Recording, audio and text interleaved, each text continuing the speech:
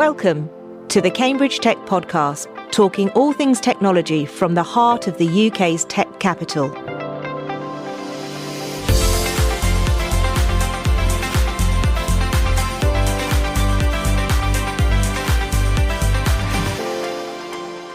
Here are your hosts, Faye Holland and James Parton. Hi, I'm James. And I'm Faye. So on today's podcast, we have the one and only Tony Quested with us talking about his annual Business Weekly Awards. But I think whilst we've got him, James, we should pick his brains a little bit more and see what he's got to say on a wide variety of topics with his 3 decades of experience. Yeah, and for the listeners outside of Cambridge, Tony is the CEO of Business Weekly, which you might hear us mention each week when we do our news section. So Tony and the team cover all the latest news from all of the high-tech and life science companies in the city. So should be a good episode.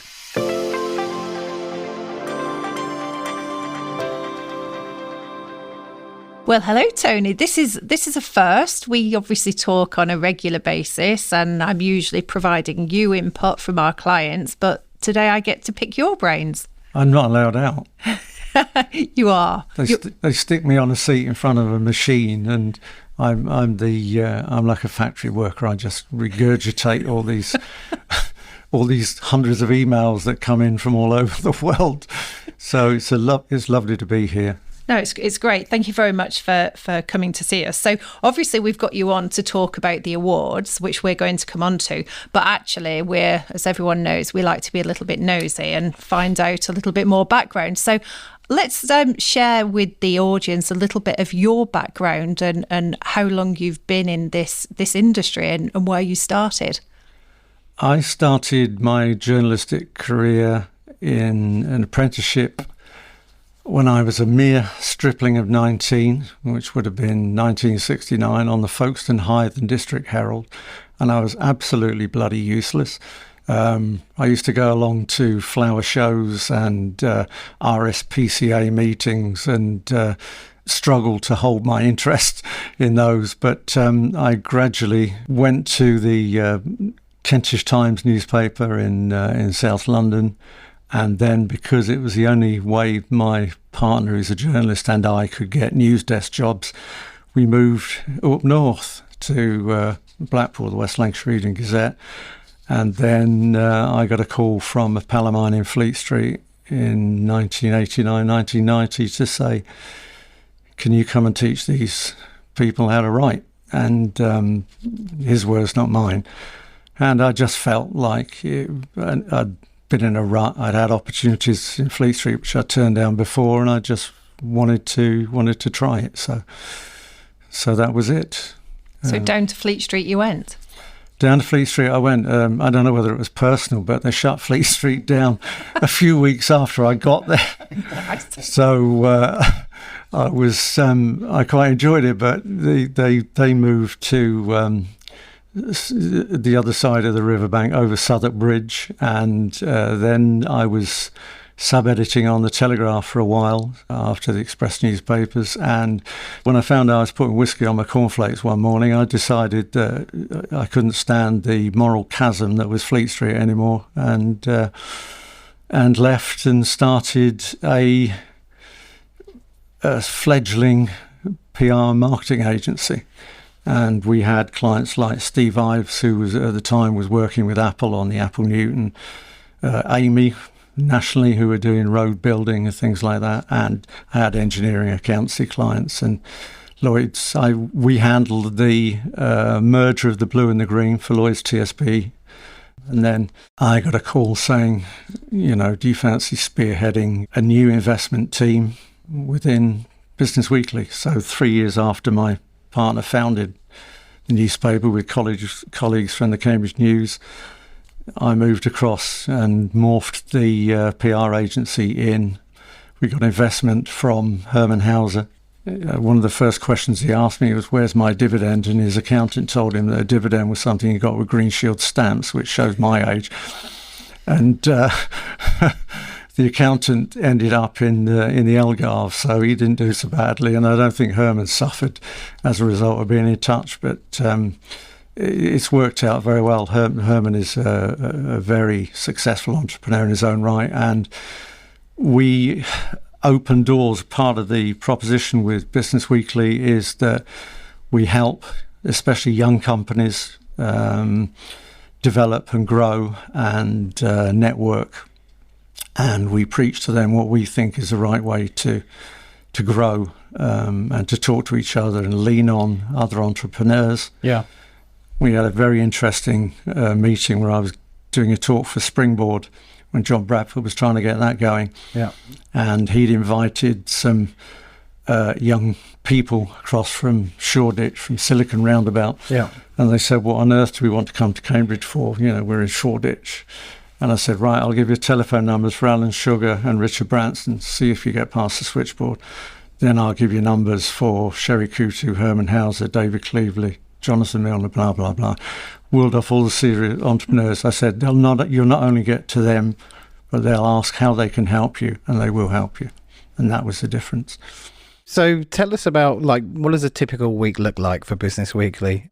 You're obviously there with Jamie and your partner, as you said. I'm sure all the Phase press releases that you receive are amazing, but you must get inundated with emails, press releases.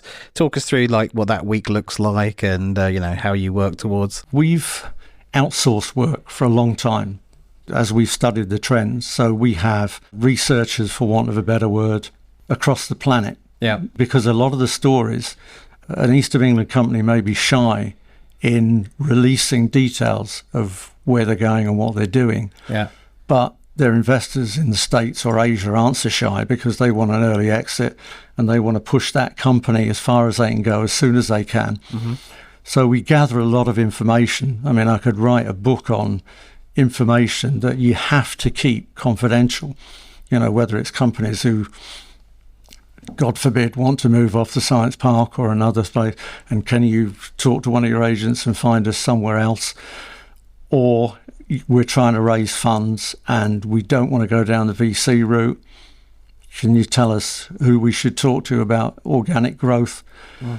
So most of my week is dealing with issues that are actually above the ecosystem. So press releases are just a part of it. The other thing is we don't publish press releases. We say to everybody, we interpret press releases. We want to see where you're going so we can bring in background where that company has been, the good and the bad. But proper journalism. I'm glad you said that, yeah. I used to have those arguments with when I was doing shifts on news desks at the Daily Mail and other papers. We check everything out because otherwise, if you are doing a story about a tech company or a life science company or a general industrial company, and what you write influences people who are usually your mates to invest their money in that business, and it goes belly up, you share responsibility for that. You've misled people. So we check everything out to the nth degree. You publish, you learn who to trust and who not to trust, and you go by that gut instinct, but you check everything out. You never publish a press release. We work with people who do, but that's their choice. So on that point of proper journalism, we've got to ask you what your views are on the state of journalism and news in general and media, I guess, on a broader sense, both in terms of authenticity and trust and in terms of fact checking, but also things like, digital versus print, because, well, for the listeners that aren't in Cambridge, you're producing a print version of the paper every week as well in Cambridge. It's not every week these days. Okay. We do e-papers, digital papers, because taking your point, every national newspaper I know and every local newspaper I know is struggling in terms of getting print editions sold. Uh-huh. Because if I pick up a national in the morning, which I now these days will only buy for sport and crosswords, you've seen all the news, you've heard all the news, you've got TV, you've got radio, you've got social media, you've got so many sources of news. You have people who use Twitter as was, or use other social media, WhatsApp, whatever. There are so many sources of stories that by the time you pick up, for example, a national paper or a local newspaper, you're going to be very lucky to read anything that you haven't read before. You therefore get into the realm of interpretive journalism, where the columnists that you trust who understand issues. I appreciate, having worked for nationals and having worked on local newspapers, I can appreciate especially the struggles that national journalists have. But I don't regard national newspapers in this country any longer as a reliable source of fresh information. It's just how it is. There is so much media out there. The other issue, of course, is that apart from one or two notable exceptions, the national media, the national newspapers in this country are chiefly foreign-owned, which is something that Keir Starmer wants to put an end to.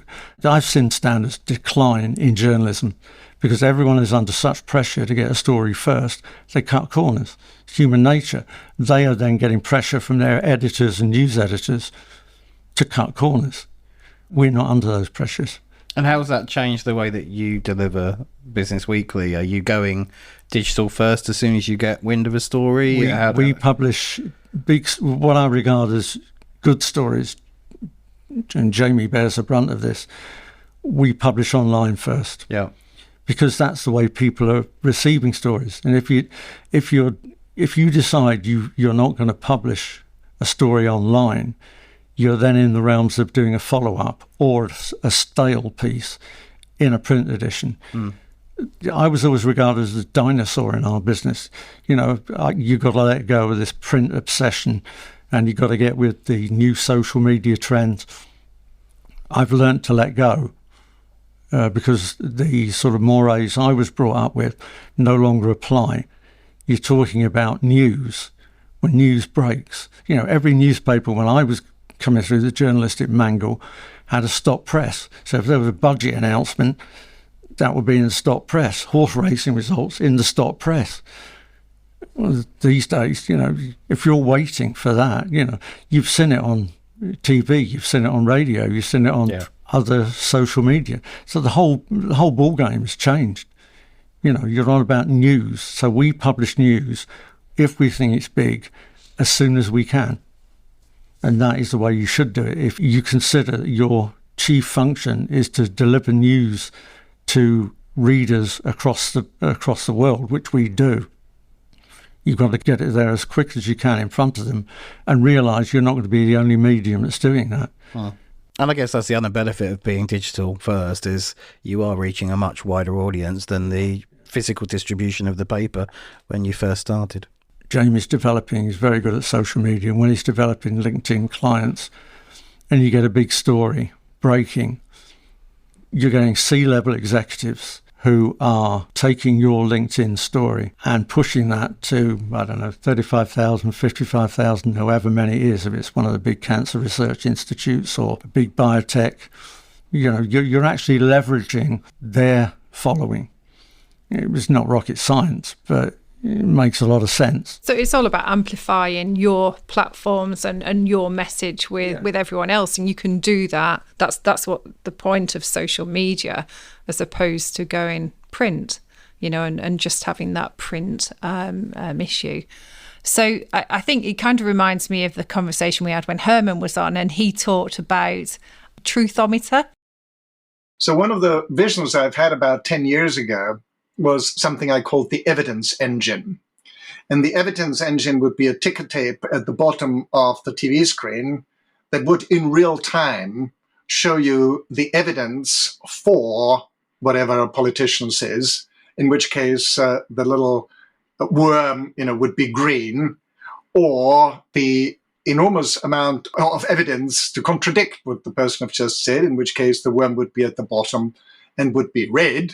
And if there is neither any evidence for or any evidence again, it would hover in the middle in a brown color to make it clear that this is just straightforward bullshit. So, that integrity of news is so super important. But the other thing I think certainly we've found from working with Business Weekly is it's that thoughtful content. It's the fact that you do research it and you don't just put a press release out. It's that whole story that goes around it. And I think that's kind of a real key differentiator in what you do as well. certainly something I can't say we set out to do it, but what we have been successful at doing is interpreting the way people want to receive their news.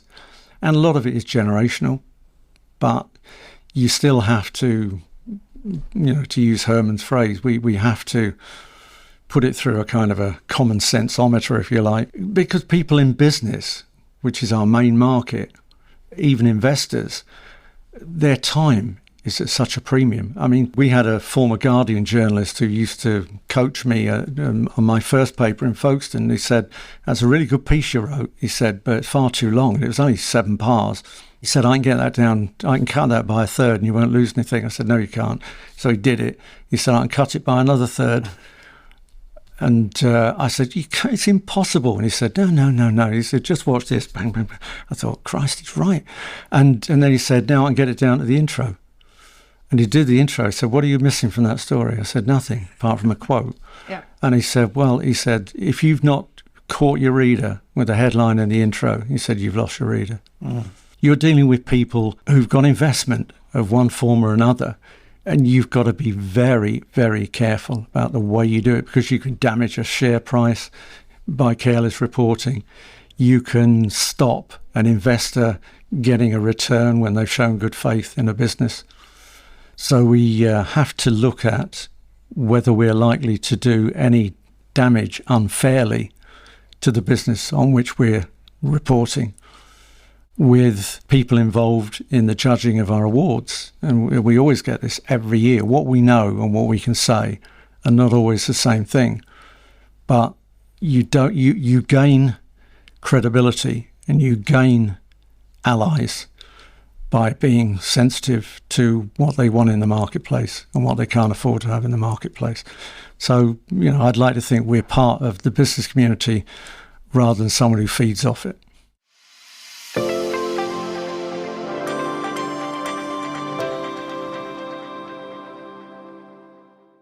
If you are a startup looking to grow in Cambridge, the Bradfield Centre offers a range of flexible membership packages which put you in control of your office and home working mix.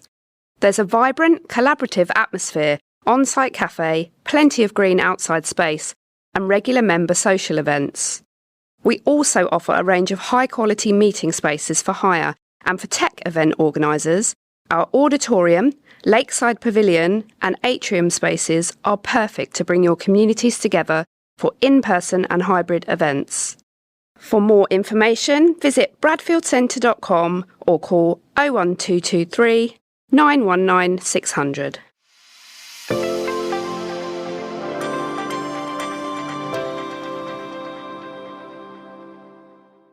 Part 1 of the conversation, I think, was a really good primer, especially for people outside of Cambridge, on Business Weekly, the history of it and your background, Tony. Why don't we now move on and talk about the Business Weekly Awards? How long have they been running for? The first awards were held in May 1990, pretty much the same month that the newspaper was launched. And so this is the 33rd annual awards ceremony. Even during COVID, we held private ceremonies so that we weren't disrupting the flow, because companies, are quite immune to putting themselves out if they think that there's nothing on the end of it. So we've continued to award Crystal Obelisks, even though we had a couple of years where we weren't able to physically hold the dinner. It keeps everyone involved, and it makes no sense to have a business awards that started in 1990 and then, expect that you can have a break and everyone's going to pick up on it. So anyone looking to kind of look back at the companies that were going to break through in Cambridge, then there's a real archive there of success stories over the last 33 years. We worked out from our Hall of Fame that companies have been who've won the Business of the Year title alone have been sold for a collective $65.5 billion. Wow. If you go into category winners, you can triple that figure. And we have had that. First winner, Pi Research, Tony Pennell, who went on to be a leading figure in British cycling. He said he hadn't even written a business plan. He came back as guest speaker a few years ago. And he said, I went away from winning that initial trophy and thought I better write a business plan. And then he turned it into Pi Group, and they won it for a second time in 94. And they were sold to Ford and then upwards to Visteon for 50 million, which then was worth an awful lot of money. If I could just pick through these, I mean, ARM has won it twice, but first one 1999, second one 2012, just launched on NASDAQ for valuation of 54.5 billion. That went higher within days and is now stabilised. We had a Cambus which did the smallpox vaccine for the United States government. The Cambus was soon sold to Sanofi in France for big money. We had Cambridge Antibody Technology, who went through all sorts of behind-the-scenes nightmares, sold to AstraZeneca 6 months after winning the awards. Totally coincidental, of course. Before that, Cambridge Silicon Radio, who invented uses for Bluetooth, and the American tech companies said it'll never work. Bluetooth doesn't work. You're talking rubbish. And Qualcomm, an American company, came in after a couple of years and paid 2.5 billion for the privilege of owning them. You've had others. Verata was sold to Globespan very soon after winning our awards. Autonomy sold to HP. We know the fallout from that, but it was a legitimate business. Abcam are talking about a potential sale, although there's all sorts going on behind the scenes which might delay or torpedo that deal. Domino, UK inkjet printing company, coding and marking as they call it these days, twice won our awards and were bought by Brother Industries in Japan for a modest $1 billion. Xaar went into another inkjet company, went into foreign ownership for a while, but have stabilised since losing that ownership. Horizon Discovery was bought by PerkinElmer, who've now morphed into the Revity brand. Sapura has had 2 or 3 iterations. Darktrace has stood alone, as has Frontier Developments, with a lot of foreign money. But down the years, those companies have been sold, as I say, for 65.5 billion. Category winners have been pretty good as well. So people who win our awards may be an accident, I don't know, but we certainly try to pick the companies throughout the process that have got the best chances of long-term success. And that's certainly true of this year's shortlist and this year's winners. I think the other interesting thing with that is, the categories themselves have evolved over the years as well. Like with the editorial side of things, with the awards, you've changed them and you've adapted them to, whether the technology is changing or I think you were one of the first ones to put a female entrepreneurship award up as well. So do you think that that's a good thing or a bad thing, or is it just people submit and then you decide which categories they're going to fall into? In terms of the categories, you've got to reflect the strengths of the business community which you serve. So it's not rocket science to say that, okay, not specifically, but genomics. Cambridge has become a world leader in genomics, mainly through institutions, but also now through an increasing number of genomics companies. And obviously that you could argue that Solexa started it by selling the fast genome sequencing to Illumina. Illumina then moving here. I think we've got representations from the world's leading 20 biotech companies in Cambridge. So you've got that element of it. Deep tech is another one where you describe deep tech. I would say artificial intelligence, machine learning is not the dark arts that everyone tries to make out AI and machine learning to be, but deep tech has morphed. And then we try to reflect what is going on in the business community. I mean, synthetic biology is something that Evenetics and others have practiced. Evenetics won 2 awards this year. And then the semiconductor industry has morphed so far beyond ARM these days. You've got a lot of young startups now, and most of the companies are embracing some form of high-performance computing, like Riverlane in terms of quantum computing, Paragraph. A lot of companies who won our awards are now talking to each other about developing their technology on chips, whether that's graphene, whether it's sustainable technologies, whether it's remodeling engines for a new generation of electric vehicles, which is another trend in Cambridge. You're seeing a lot of hybrid technology plays where life science companies are talking to what we would regard as traditional high technology companies, and high-tech companies that have different propositions talking to one another about whether they can collaborate on something that accelerates success for both of them. Yeah. So you've mentioned a couple of the winners there, but let's just, how many people submitted for the awards this year? How many people were finalists? There were 170 odd that made a credible long-term shortlist from a couple of hundred that were either people that we'd invited or people who'd entered under their own steam. We got down to a shortlist of 50, one or two close-run things because companies had to prove to us that they had gone on to develop their technology to where we thought it was more than just hype, more than just a possibility. So we really put them through the mangle before we got down to that shortlist.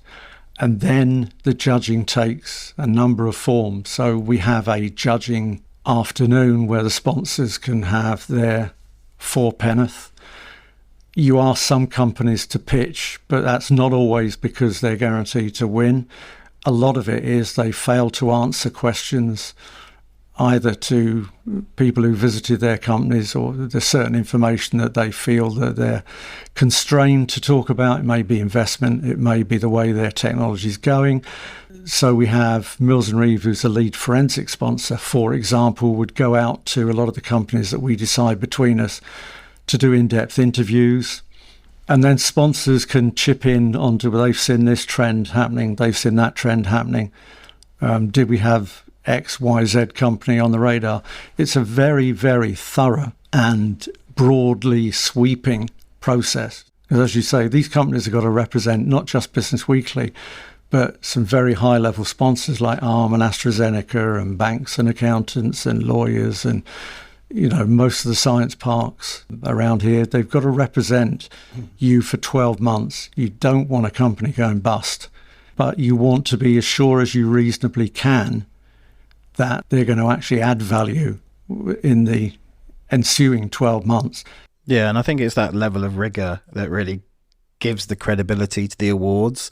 I mean, both of us regularly participate in judging different startup competitions and all do a good job, but so much of it is opinion. They don't have the research element. They aren't doing the proper due diligence, are they, of checking the potential of the technology and the financials, you know. So I think the fact that the awards goes into that level of detail really does set it apart from others, I think. Well, it's always subjective. Yeah. No matter what you're choosing, it's always subjective. And a lot of voices would have favoured Riverlane. Yeah. Because they're in on the ground floor of a multi-billion-dollar opportunity and appear to us to be leading the way. But then how do you deny a company like Paragraph that has not just zoomed in on the wonder material graphene, but is actually looking at how best to commercialize products arising from that? And Paragraph, as a result of that success at our awards, will look at a number of things that we fed back to them. They have a challenge in terms of how they develop their manufacturing facility. They have a challenge in drilling down to where the value is in the business in terms of what they produce from what they've discovered. They have a challenge in staying in Cambridge. Rather than being lured to the US, if they went to America tomorrow, their valuation and the money they could get would be 20 times, possibly 50 times more than they realise in the UK, because the Americans would take risks. Failure's not in their dictionary. You know, the only failure in America is failure to try. Yeah. So, I mean, there's a large number of awards and subcategories. So where can listeners find the information of who was successful this year? On the Business Weekly website. But we get companies round the clock. We get companies saying they've seen a story or a friend has told them. How do they enter? So, I say we would then grill them and say, well, okay, what does your company do? Where are you at? How are you funded? The other thing that has become obvious this year, just taking Cambridge, a lot of our winning companies have clear synergies and are already working together. Biotech takes care of itself. It's a brilliant life science cluster. It's evolved. In terms of the tech companies, I'd pick out Paragraph, Riverlane, Monumo, which is revolutionising the way that motors in cars, right up to the newest electric vehicles, are actually made. Forefront RF, whose chairman is fellow Donovan, who obviously steered Cambridge Silicon Radio to the $2.5 billion sale to Qualcomm. They are all leaders in their field. So it's the most Cambridge leaders I've ever seen in specific tech fields. You can put Evenetics into that hybrid category because there are a lot of tech uses for their what started out as synthetic biology. A lot of those companies have indicated to us that they're already talking to other winners to see whether there are synergies which would push their proposition even further. We're seeing a lot of the younger companies eschewing venture capital money, where the VCs might be saying we want an exit within 3 years or whatever, and using the credibility of existing customers for organic growth. And the loyalty to Cambridge, what's the driver for that? They want to stay closer to Cambridge University. Yeah. They want to stay close to the serial entrepreneurs. Yeah. Tony Raven at Cambridge Enterprise, before he retired from that job, said to me, you look at the pool of advisory talent in Cambridge, the entrepreneurs are not retiring to yachts in the Caribbean. Funnily enough, he was emailing me from a yacht on the Caribbean, but that's pure happenstance. And that pool of angels and serial entrepreneurs has widened considerably. I mean, Faye mentioned women entrepreneurs. When we were approached by Cambridge University regarding the Woman Entrepreneur of the Year award, I took a load of stick personally, saying that you don't have a male Entrepreneur of the Year award. And this year, we had a lot more companies being run and run well by women that are getting investment. You've now got the Cambridge Angels chairman as a woman. You've got companies like Darktrace being run by Poppy Gustafsson, Martina King at Featurespace. They were another winner in our awards. And we feel that there is still a long way to go before the city realises that women entrepreneurs, we're going to keep hammering that message. Eventually, there's going to be so many companies out there that are run by women, you're not going to be able to avoid funding them. And that's why we introduced that award. And that's why we're growing that element of the award.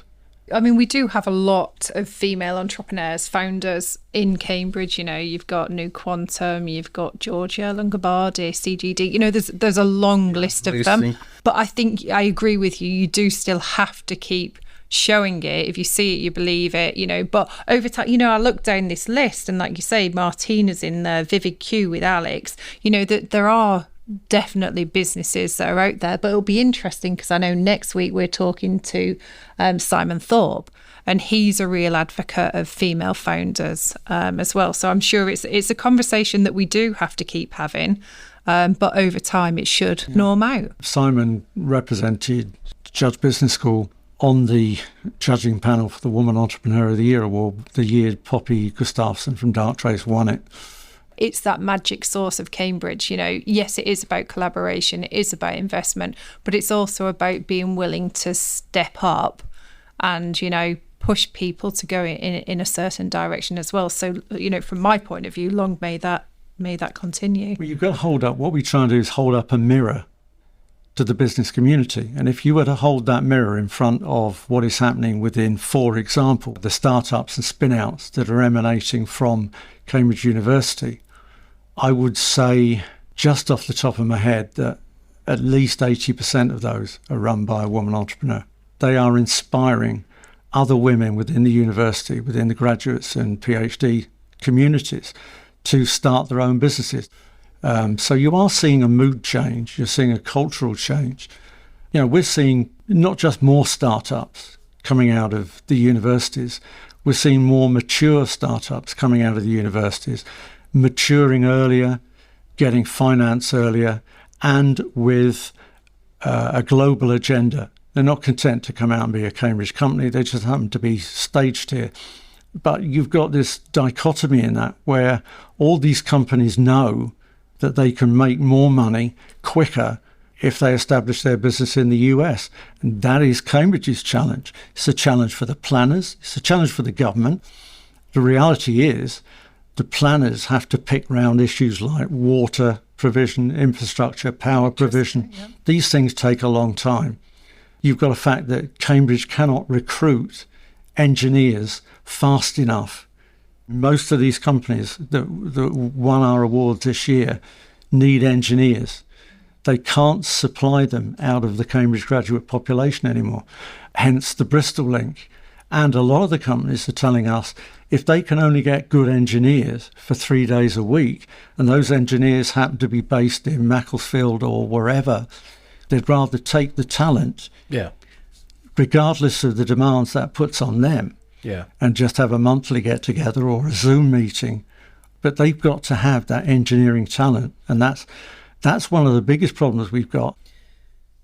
So, as we've just said, anyone who wants to find out more details on the winners, they can go online to businessweekly.co.uk. There's also the hashtag Business Weekly Awards, which is very easy to find as well. So regular listeners will know each week we do our news section, and we always say in partnership with Business Weekly. So we have a little process just to pull back the curtain where we get the news headlines from you guys each week. So we're nice and topical on every episode. But as you're here this week, why don't you, Tony, do the news headlines for us as you're writing them? We only write the stories. You don't expect me to remember them.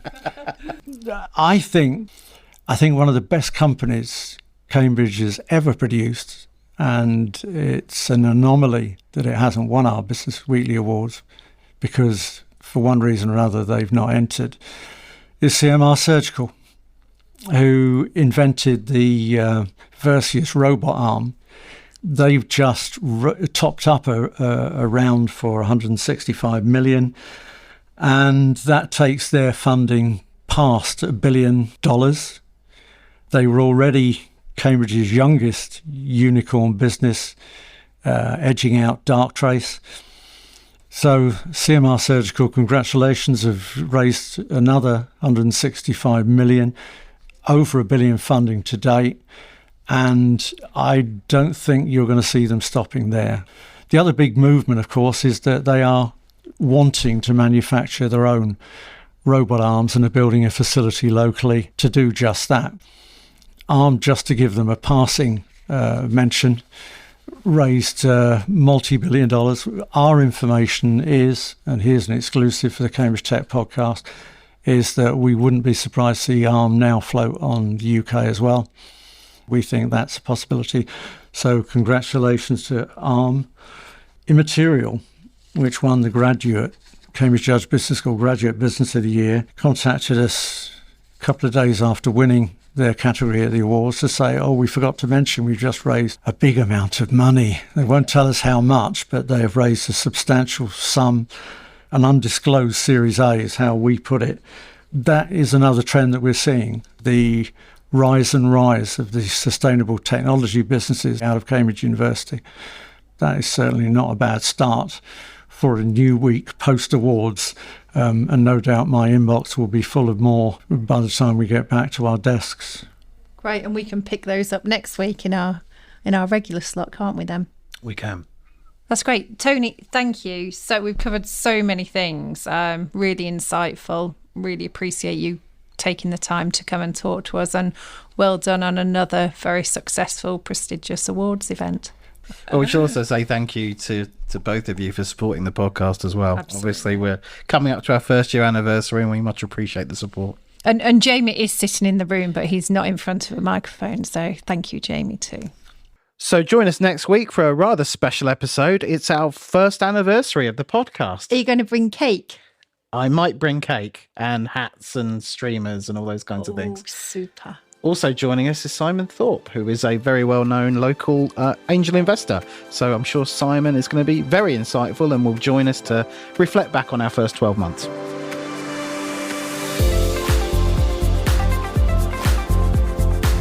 Today's show was produced by Carl Homer of Cambridge TV and supported by our media partner, Business Weekly.